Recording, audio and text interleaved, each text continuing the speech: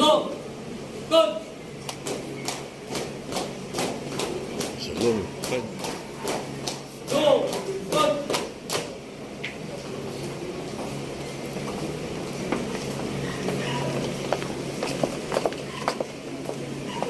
Go! Go!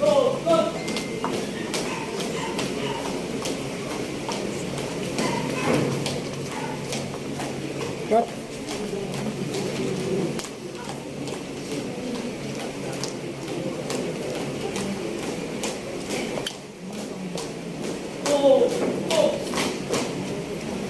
Please remain standing as Prince Ruben Jr. Tunay leads us in invocation, and it will be followed by putting ourselves in a spirit of patriotism as we sing our Philippine national anthem to be led by Jaere Cheska Veracruz.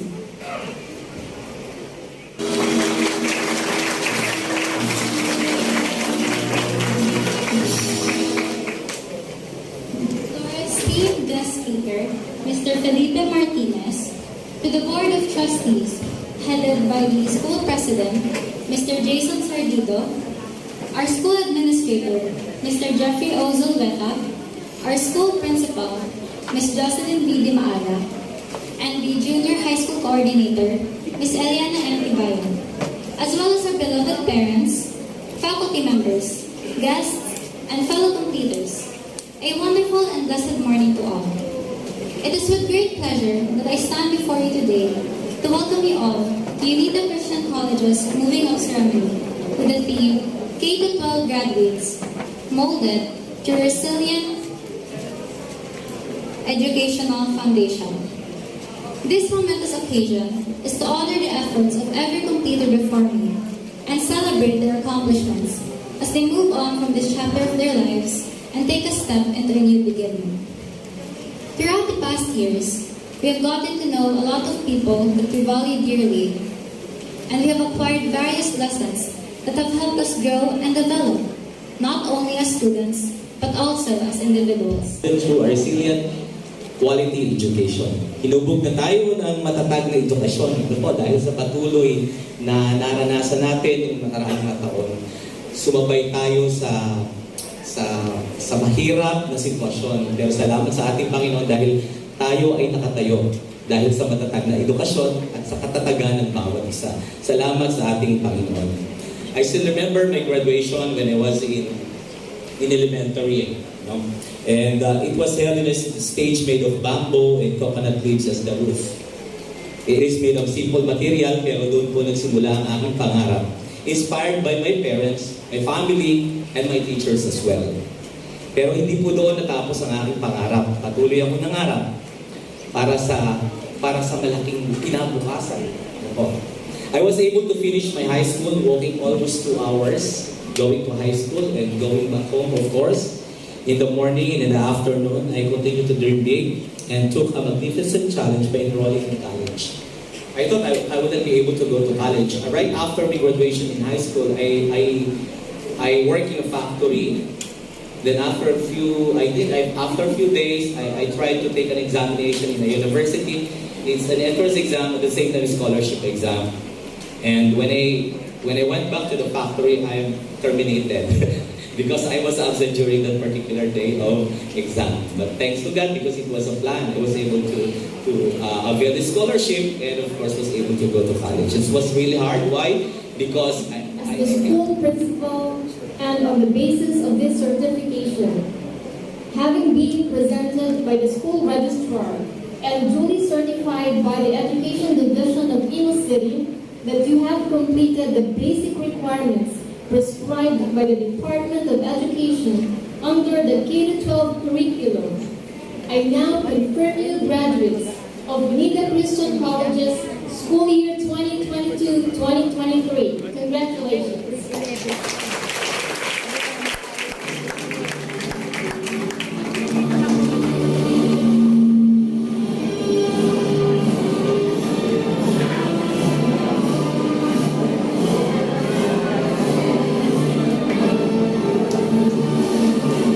Once again, congratulations, completers. Give yourself a round of applause.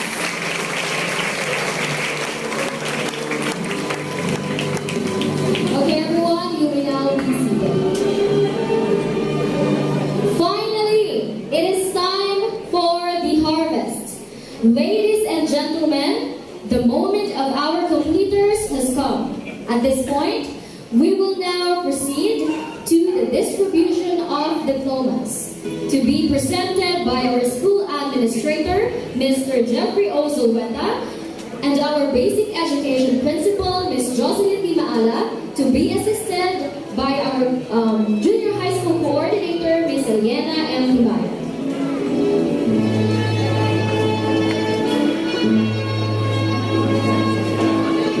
May I call on Sir Joseph Semena?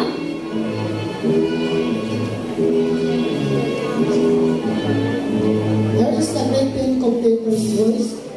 Congratulations, Abay Victor Sidin P.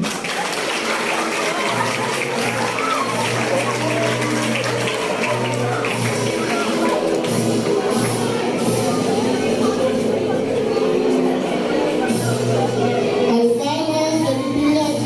S.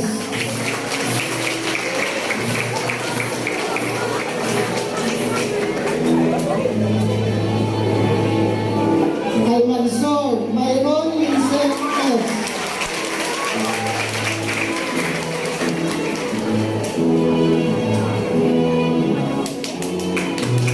Amada Juan Miguel A.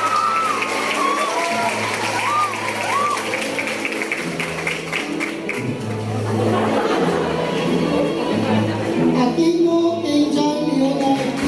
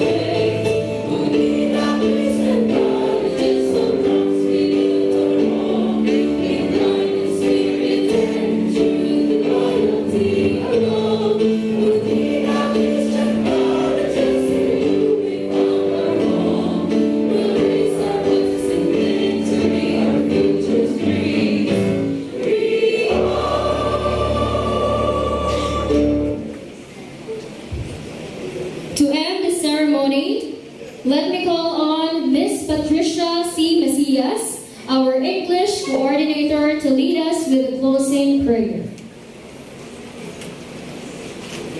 So our Lord, please pray with me. Dear God, today we are with heaven as we celebrate and give thanks for every student and parents here. Thank you that each student is unique and brimming with potential. Thank you for leading them in their learning, for keeping them safe as they study, and for watching over them. We pray that they may all feel proud this day and enjoy sharing their achievements with their family and friends. May today be a memory that burns bright within them as they embark on the life's greatest journey. This we pray in Jesus' name. Amen.